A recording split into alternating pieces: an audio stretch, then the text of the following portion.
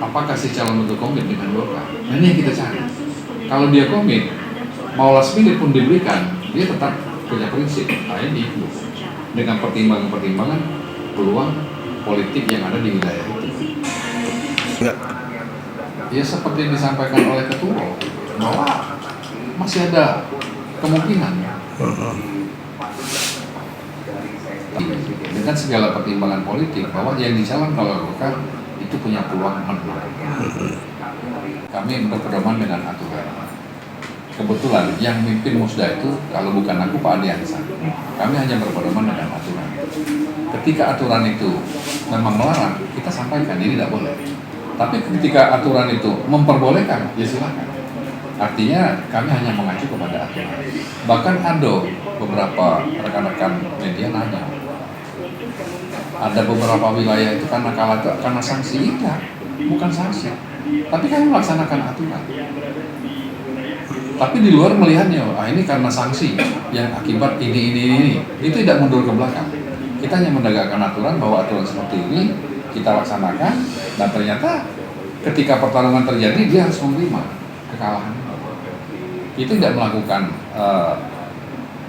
sanksi atau melakukan hal-hal yang sifatnya tangan besi gitu kan, tidak ada. Intervensi dah. Kita prosedural yang kita jalankan.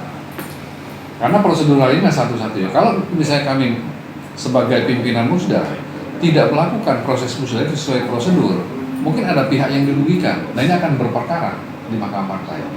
Ya alhamdulillah sampai hari ini tidak ada. Artinya mereka menerima dengan lapang dada kan. Kalau memang peluangnya besar untuk menang, kenapa tidak? Iya kan, selalu kajian itu pertimbangan kebijakan menetapkan, mengeluarkan surat keputusan dan B1 KPK itu adalah peluang untuk memenangkan pertarungan. Ya sebenarnya ada yang istimewa sih. Dulu juga, itu aku bilang sama, aku ingat 2018, itu 2 hari pendaftaran 2015, tapi pilkada 2018 kemarin, yang sesungguhnya ini kan diberikan H-2 hari, sekitar awal Februari kalau nggak salah gitu. Akan itu Oku Timur, Oku Selatan, sama siapa yang punya peluang menang pun mungkin DPP sudah dapat gambaran kan, baik dari hasil survei maupun kajian politik lokal. Bahkan 2018 itu kalau tidak salah pendaftaran yang tanggal 7 atau tanggal 5, tanggal 3 dikeluarkan B1 KPK. Karena ya kita menjaga situasi yang ada. Bukan artinya memang sengaja memperlambat itu.